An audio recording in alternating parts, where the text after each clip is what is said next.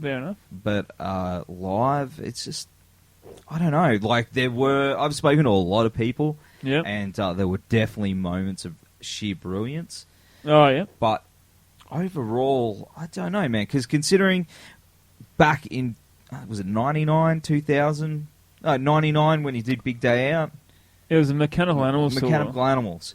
Phenomenal. Yeah, like, for me, that was one of the best shows I've seen. Yeah, same here, man. Same here. And he had just... maybe it was because the sun was still out and stuff, but the mood, but... It didn't do it for me. And I was... As a Manson fan, I was... I was a bit disappointed. It is hard to top, like, because with the Mechanical Animals tour, he was like, even though there was a band that played after him, but he was like the main act of the whole festival and Big Day Out. And that was like, I think that was his prime, or his last time of being his full prime, in my opinion anyway. But apparently the sideshow, the night before, was really good. That's the one where Johnny Depp came out and jammed on Beautiful People with him. Okay, well maybe you still got it. But fair enough. I don't know. I guess some bands are like that. You know, you just got to catch them on the right day. But either way, I still think he's an incredible artist. Oh, and what they do is amazing, like their songs, yeah. But another band was Smashing Pumpkins, and that's my all-time favorite band. And I was a bit bummed, man. I don't know. It's maybe because I'm old, but I was. I don't know. I still rate Melancholy as definitely in my top 10 favorite albums of all time. But yeah, it was a bit of I know because our good friend Christian, who was writing for Tone Deaf, he was absolutely raving about it, and a lot of people were. Oh, really? Oh. But I don't know. Maybe because it was a long day, for me, like because I'm a drummer, I'm obsessed with the old drummer Jimmy Chamberlain. Not seeing them with playing those songs that are such an influence on me, like the drumming especially, it's like it's not the same. Yeah, it's a different lineup. I mean, but I will say the drummer did play all the parts pretty much spot on anyway. Yeah, which was surprising. Brad Wilk from Rage? Is that the drummer for the... Yeah. Oh, okay, yeah. And, I don't know. He did a good job, I reckon, but... Yeah, I don't know, man. I really liked his previous lineup. I went and saw them in Melbourne, and they were just amazing, man. Just the tightest musos I've ever seen. And, I don't know. I was... I'm not a fan of the new album. It's no I think secret. that's another thing. Like when he's playing these classics, and then he pops out some stuff that, like newer stuff that not many people want to hear. It kind of just breaks the vibe, Yeah. in a way.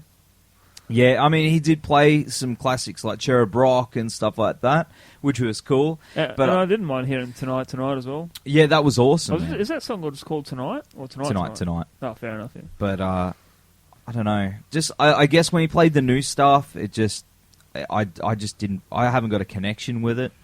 And especially, like, you can see that in his face where he just kind of doesn't care. Oh, he does care, but, I don't know. It doesn't seem like he's really excited to play the songs. Even with the new songs, I thought, he doesn't really seem like he's, I don't know, it's hard to describe. Yeah. It was a bit of a bummer. Hopefully he gets his groove back and goes back to the old angry Corgan that we all know and love. Yeah. But I've got to say, this, don't mean to make a joke, but has he ever smashed any pumpkins before? I don't know. That's a good question. Because that would be just smashing. Anyway. Oh, I don't know. Oh, here we go. But no, it was a good day. But Slipknot. Oh yeah, Slipknot. How can you forget? That was amazing, man. Like their stage show, I'm gonna admit, it's insane. And it's probably the best stage show that I've seen of theirs. Because I've seen it a few times before. But just the props and everything and the lighting, and it's just all going off. Hey, like they were one of the best bands I've seen live. And I've seen them a few times as well. Yeah, I can vouch for that. And this time, they had topped every other time I've seen them. All right, yeah. Like, Corey Taylor's voice, man, was just on fire. Yeah, it's good. Yeah. Like, yeah, I mean, I can't believe it. I saw them, how many, 15 years ago? Oh, yep. At first time was... the first album. Yeah, and... I was too lazy to getting tickets to that one. Oh, man, that was amazing. Yeah. They just absolutely tore apart the arena, but seeing them how they've progressed as a band, even with the new members, to this point, it's amazing to see. Yeah. I was just absolutely blown away. I've got to say, when they played the first song, they didn't really have any lighting on the new guys at all, and I thought, that's a bit weird, you got these new members not really showing them, but like as soon as that first song finished, they just opened the lights up and you could full see them, and I thought that was pretty cool. Yeah, man. Like, it's kind of showing off the new guys, so that's pretty rad.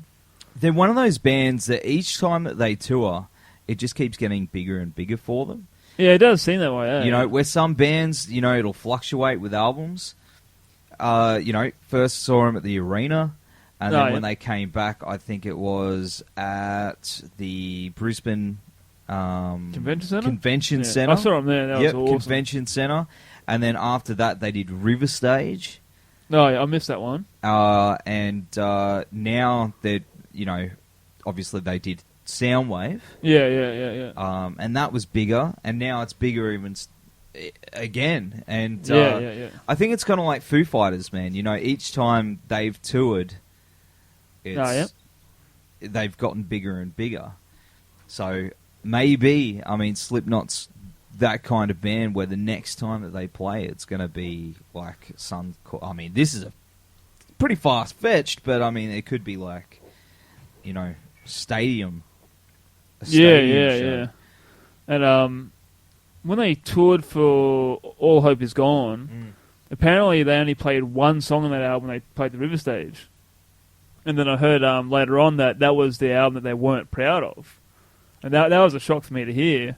But, and when they lost, Joey and bass player Paul, I thought, man, this is just getting worse now, 'cause they're bringing an album they're not proud of and they lose two members. But that new album is just done so well, and that new line-up and the stage show is just incredible now, and yeah, it's bigger than ever, and I reckon you're right. I reckon they will play stadium soon. Yeah.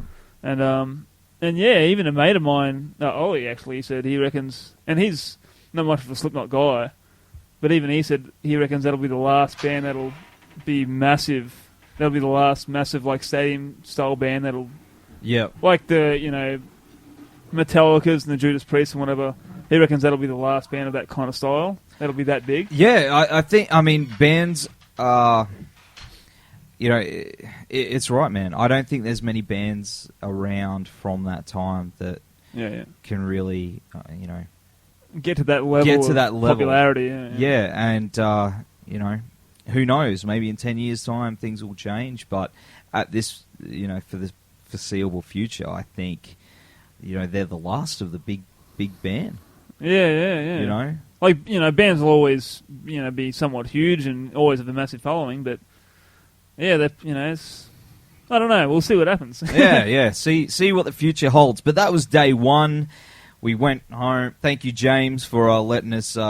cheers, mate. Crash your house. Crash your house. Crashed in front of my car on the front of your driveway. $1,500 later? Yeah, $1,500 later. But yeah, what a day, man. And what a day. It's only the half of it. So let's go to the Slipknot track Skeptic now and follow that up with a few other tracks from the bands on the bill. And then we'll talk about day two of Soundwave. And we'll be back very soon on Rabid Noise. You better come back. The mighty Killer Be Killed from their self-titled album. That track was Face Down, and damn right they were my favourite band of the weekend. Bloody awesome. Yeah, amazing stuff. And before that was Apocalyptica with Shadowmaker off their new album, Shadowmaker. And that's a really great song too, I got to say. Yeah, Shadowmaker? yeah. Oh, Yeah, 7-minute song of epicness. Epicness, that's it. 7 minutes of epicness, that's it. Beautiful, or should I say brutal? I love that word, brutal. Brutal. Absolutely brutal. That's a classic. Well, yeah, day 2. I was pretty wrecked. Yeah, my legs were giving way on the way there. Old age set in. That's it. But we powered along and had another great day. It was kind of like deja vu. It was weird. The intro was because in the morning of the first day we ran into Amanda Brenchley, and people that don't know her, she's a photographer. Amazing photographer. She's one of the head photographers in Brisbane, and we saw her again on Sunday morning. Basically, same time. Basically in the same spot, you know.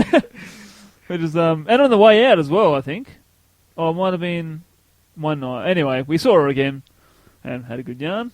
Yeah, and she was having a good time, and we bumped into a few people, and we headed straight over to what I call the metal stage. I think it was stage 4. Pretty much the metal stage. Yeah, especially on the second day, it was just metal all day, pretty much. Yeah, but the first band up was King Parrot. Insane, high energy, crazy ensemble of a band live. They are, and good old Toddy Hansen. Yep. Playing for him now. Brisbane's drummer. Brisbane's finest drummer. He pretty much plays in every band that comes from Brisbane. But the thing about King Parrot is their onstage banter between songs as well. Yeah, that always cracks me up. Oh man! And that what's it? I think pretty sure it's a bass player. Yeah, he's classic. So Aussie. But it's great though. It's funny. Thank you, sweetheart. That was very nice. And then sense of humour. Yeah. Old front man, Matt Young. That's his name. I always forget it. Yeah. Jumps into the crowd and for the wall of death. I'm pretty sure, someone said he got tackled, like someone came from behind him, took out his legs. And he kept singing the whole song, and then he got up on stage, a little covered in bruises, and he kept going. And he loves it, eh? Oh, man, maniacs, man. Absolute maniacs. Crazy. But they were great, man. They were great. And then there was a band that I didn't actually know anything about prior to the Soundwave announcement, and that was Nothing More. And checked him out before the festival, of course, and their self-titled album was one of my favourite releases of last year. And I didn't know what to expect live, but I heard things that, reviews, I should say, that people said that they do things a little differently, they play different instruments, and that they did. Yeah. Well, the night before, I to be honest, I didn't know anything about the band. I just read the names that I'll check them out on YouTube, and I just heard this industrial music. I'm like, yep, I'm going to check these guys out. And the stage show, I've got to admit, was phenomenal. It was almost like a kind of circus act, actually. It was just that insane. What they were doing with the bass. I don't remember that part. Yeah, well, the singer, he's got like a percussion setup. And then they added, I don't know what they actually it was. all had percussion setups. I saw toms on the sides of the stage. Yeah. And then it's full on. And with the bass as well, they actually had the bass propped up for one of the songs, and they were all playing the bass together, but doing tapping so they're all playing different guitars, but all on the one guitar. And it was insane. And they're flipping the bass while they're all playing it, and you had to see it to understand. It's insane. Yeah, I love that band, man. You know how I like my industrials and all that kind of thing. And man, great band, and I hope they tour again. Then we went over to stage 5, and it was brutally hot. It was at that point in time of the day, but it was worth braving the heat for Death Stars.